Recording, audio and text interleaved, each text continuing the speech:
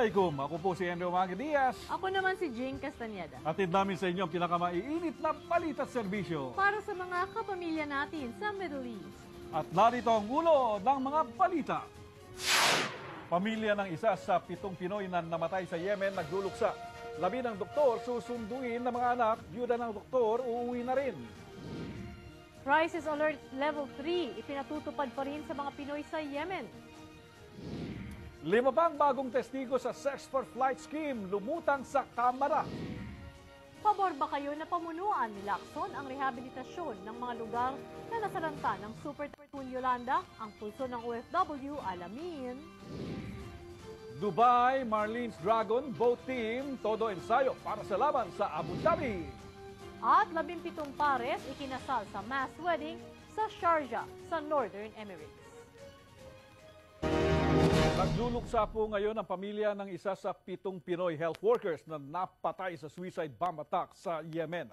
Ayon po sa OWA, inaasahan ang pagbalik sa bansa ng 22 sugatan at mga labi ng mga namatay.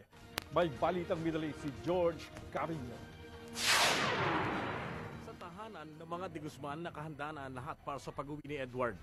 Ready na ang mga upuan at nakapili na rin ang disenyo ng t-shirt na isusuot ng mga magkakamag-anak. Pero ito ang pinakamalungkot na uwi ni Edward Anthony.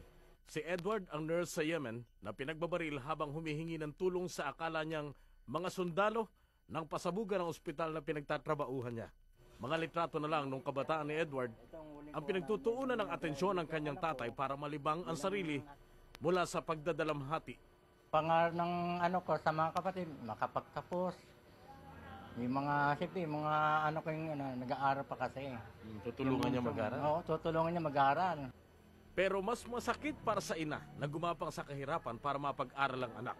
Ayon kay Aling Angelita, kahit kailan hindi sumagi sa isip niya, naaabuti ng anak ang marahas na sinapit sa Yemen.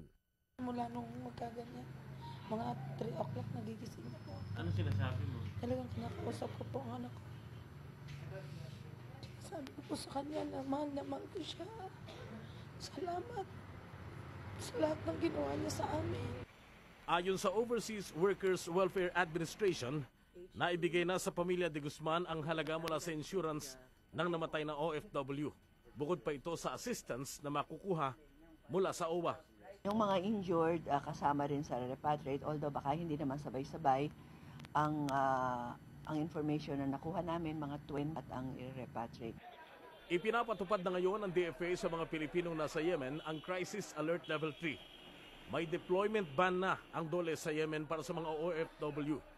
At lahat naman ng Pinoy na nandoon at gustong bumalik na sa Pilipinas ay papauwiin. Sagot ng pamahalaang Pilipinas ang gastos. George Carino, ABS-CBN News. Umalis na po papuntang Yemen ang mga anak ng doktor na kabilang sa 7 Pilipinong namatay sa suicide bombing noong isang linggo. Nagbabalik po si George Carino. Yahing Yemen si Raymond para sunduin ang magulang nila.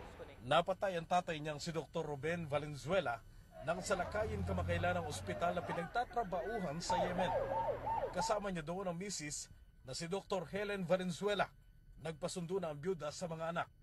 Kailangan din namin i-pack up yung things ng parents ko. So andun naman yung mom ko. So nag-request lang siya since naman siya doon, mag-isa na lang siya din. So we decided na rin to go there. Nagpapasalamat ang pamilya Valenzuela at hindi sila pinabayaan ng